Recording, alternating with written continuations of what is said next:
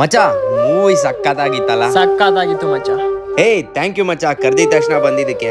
ನಾವ್ ಯಾವಾಗ್ಲೂ ಹಿಂಗೆ ಎಲ್ಲಾದ್ರೂ ಹೋಗ್ತಾ ಇರ್ತೀವಿ, ಇನ್ಮೇಲೆ ಕರ್ದಾಗೆಲ್ಲ ಬಂದ್ಬಿಡು, ಸರಿನಾ? ಸರಿ ಮಚ್ಚ.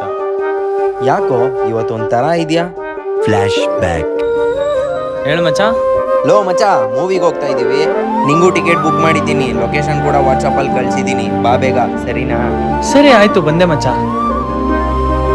ಸಾಯಿನ್ ಕರ್ದೆ ಮಚ, ಲಾಸ್ಟ್ ಮೂಮೆಂಟ್ ಅಲ್ಲಿ ಕೈ ಕೊಟ್ಬಿಟ್ಟ, ಅದಕ್ಕೆ ಪುನಿನ ಕರ್ದೆ, ಇಲ್ಲಾಂದ್ರೆ ಕರಿತಾ ಇದ್ನಾ? ಇರ್ಲಿ ಬಾ ಮಚ್ಚ, ಹೋಗೋಣ. ನೀವ್ ಯಾವಾಗ್ಲೂ ನನ್ನನ್ನು ಆಪ್ಷನ್ ತರನೇ ನೋಡಿದ್ದೀರಾ ಮಚ್ಚ. ಸಾಯಿ ಬಂದಿಲ್ಲ ಅನ್ಬಿಟ್ಟು ಇವತ್ತು ನನ್ನ ಕರೆದಿದ್ದೀರಾ. ನಾಳೆನೂ ನೀವೆಲ್ಲ ಎಲ್ಲೋ ಹೋಗ್ತಿದ್ದೀರಾ ಅಂತ ಗೊತ್ತು. ಅಕಸ್ಮಾತ್ ಚಂದನ ಏನಾದ್ರು ಕೈ ಕೊಟ್ರೆ ನನ್ನ ಕರೀರಿ ಮಚ್ಚ, ನಾ ಬರ್ತೀನಿ.